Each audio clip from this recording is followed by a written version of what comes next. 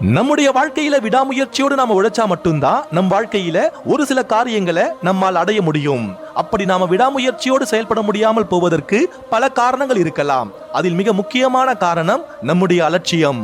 ஒரு பொருளுடைய உண்மையான மதிப்பு நமக்கு எப்ப தெரியும்னு பாத்தீங்கன்னா, ஒன்னு அந்த பொருளை நாம அடையறதுக்கு முன்னால், இரண்டாவது அந்த பொருளை நாம இழந்ததற்கு பின்னால். இந்த இரண்டு தருணங்கள்ல மட்டும்தான் ஒரு பொருளுடைய உண்மையான மதிப்பை நம்மால் உணர முடியும். ஒரு சில விஷயங்கள் நமக்கு சீக்கிரம் கிடைச்சிட்டாலோ இல்ல அதிகமா நம்ம கிட்ட இருந்துட்டாலும் கூட அதோடைய மதிப்பு நமக்கு தெரியாம போகும்.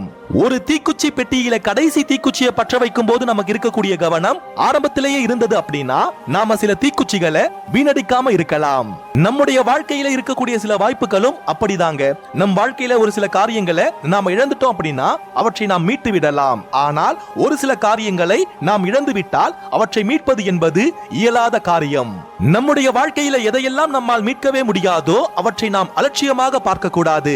சில நேரங்கள்ல ஒரு சில வாய்ப்பும் நம்முடைய வாழ்வும் ஒன்று.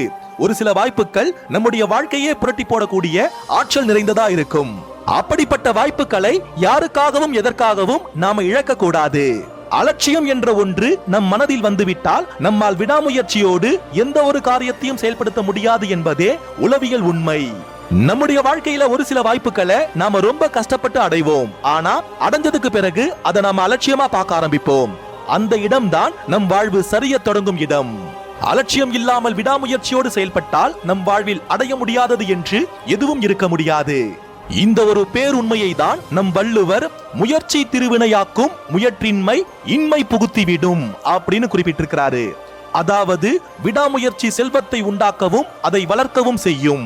அம்முயற்சி இல்லாமை ஒருவனை வறுமைக்குள் தள்ளிவிடும். நன்றிகள்.